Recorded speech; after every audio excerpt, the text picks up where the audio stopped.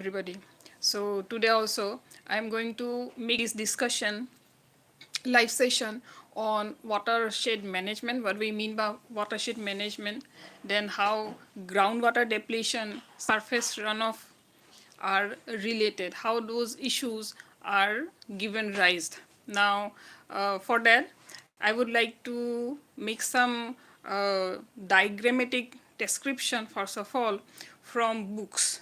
I have consulted certain books, and then we will go to the practical side where the actual knowledge of watershed could be learned, because simply by learning from our books text is not enough. In order to practically apply it, we need to understand it from the uh, practical side also. So first of all, what we mean by watershed? Now it is a slope or gradient which we find on the land surface. Let me show you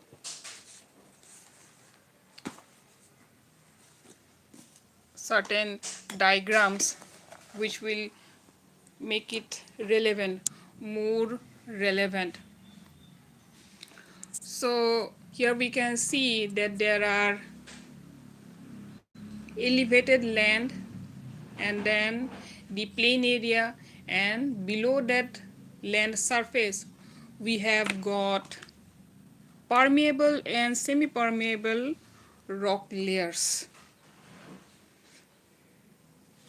So above the land surface, the channeling of water, that is a draining of marshes and stream, take place. So there are lots of channels, and below the soil surface, ground surface, we find that there are semi-permeable, impermeable rock layers. So permeable means the rock layer which allows the percolation of water. So whenever rain occurs, precipitation occurs, then the water is runoff, the whole land.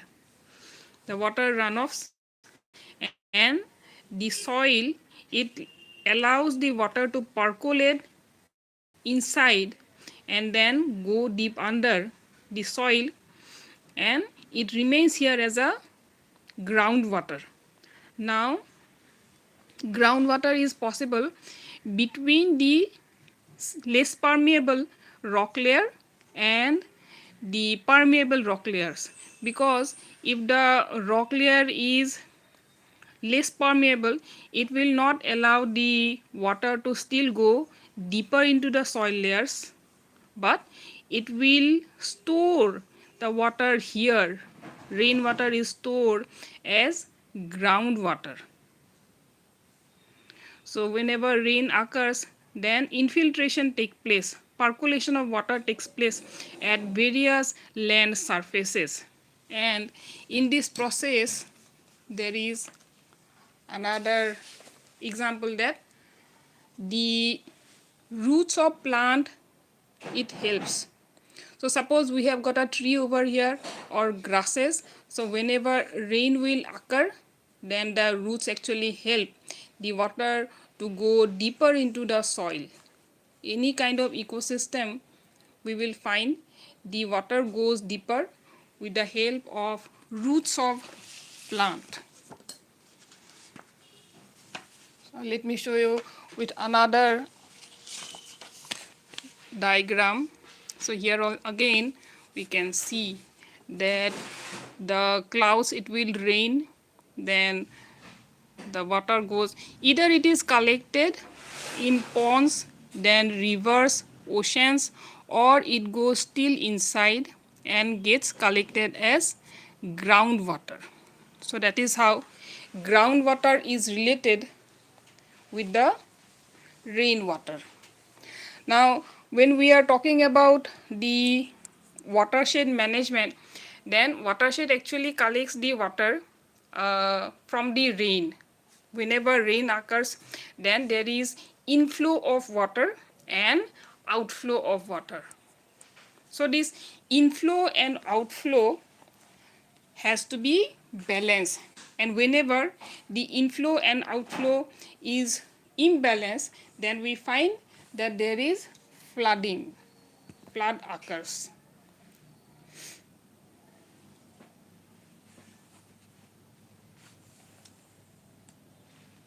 Then in case of a watershed, we find that there are two types of watershed. One is the natural one and another one is artificial one.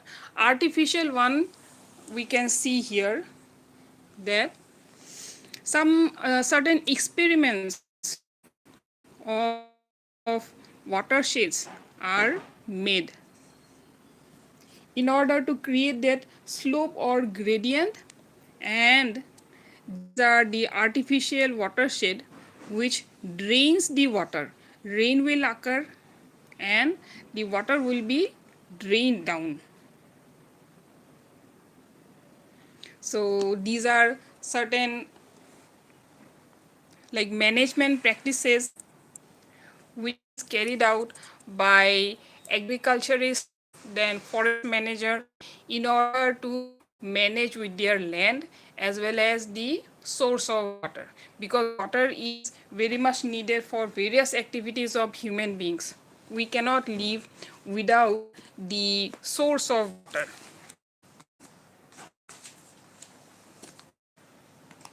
Now whenever we say there is like inflow and outflow of water, then certain other things also gets, like, flows with water. So when suppose rain is occurring, then we find that together with the surface runoff, we find that the sewage also flows. Sewage will flow, industrial pollutant, domestic pollutant, those also flows together with the water. Now inflow and then the outflow. Inflow means the water gets like from the rain is collected, and outflow means it needs, the water needs to drain away, drain away, like here.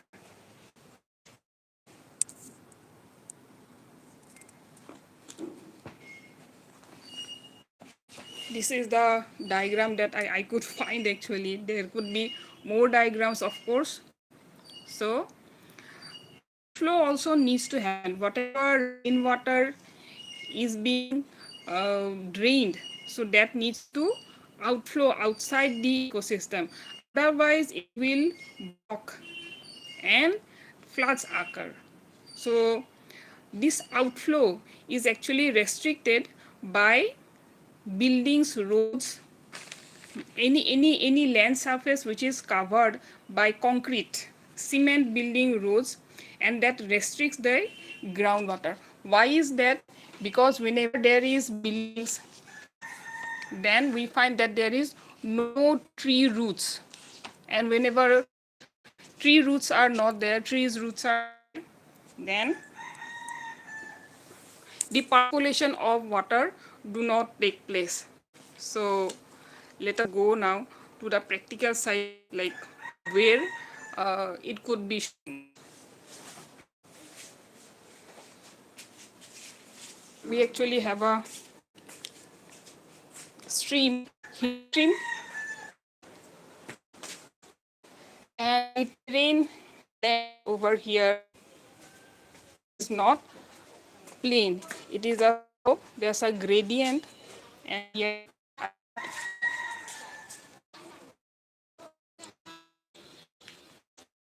so this is the gradient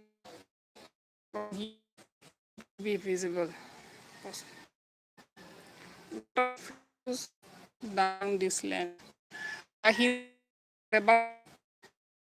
And water flows through surface till the drains, road drains, that is still at a lower slope, lower gradient. So this gradient actually helps the water to flow. Now herein, let me explain that if the land surface, this is cemented one, here see some grasses over there and trees are also here, the roots of the plant is also here. Now so on this concrete surface, the percolation of water is not possible. Water will simply overflow this area. Water does not get a chance to get percolated into the soil surface, and the groundwater level does not form. But compared to this concrete land, concrete surface, here we can find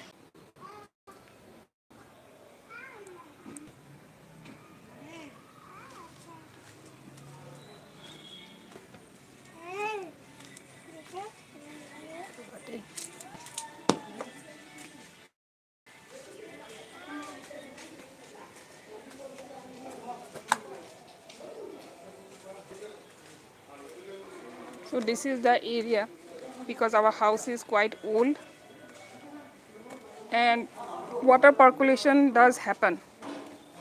We have got trees, then concrete is also not continuous, so water percolation can happen. Compared to this, when we see the concrete surface of the roads, here there is no chance of percolation of water. Water will simply overflow. Plant roots are not there, trees or any chance. Compared to that, here at least percolation of water is possible. Whenever it will rain, then we will find, I see that the water does percolate and some water overflows.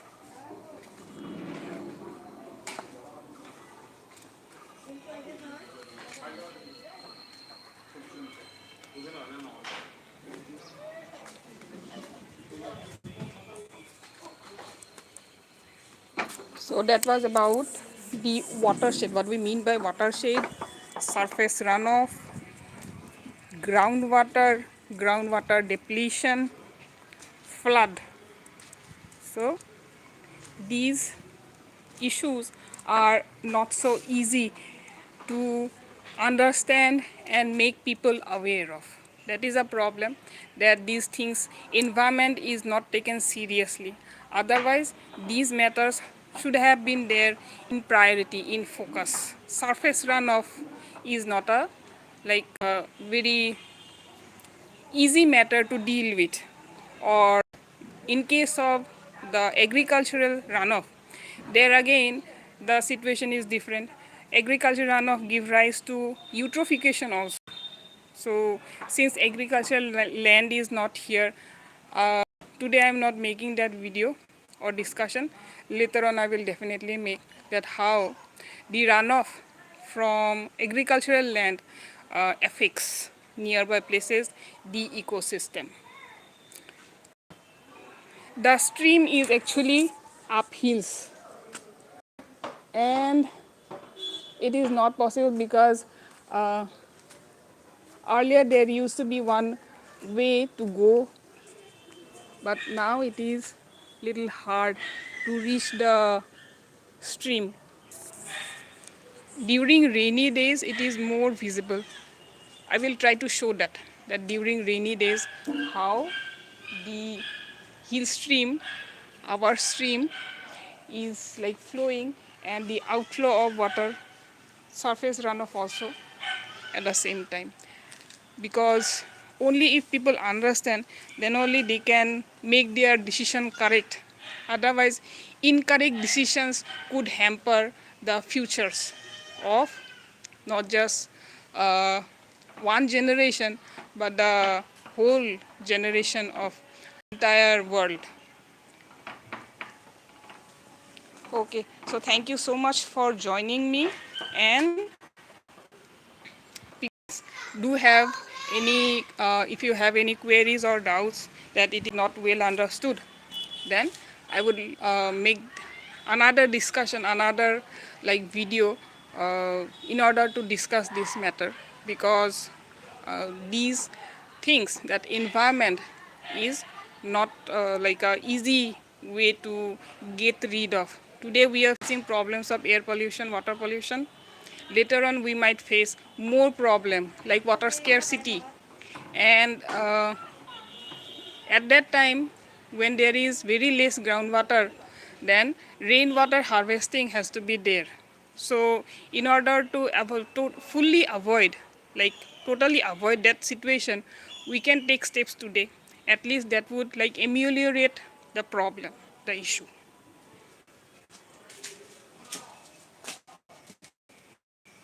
So thank you so much for joining me. Bye bye.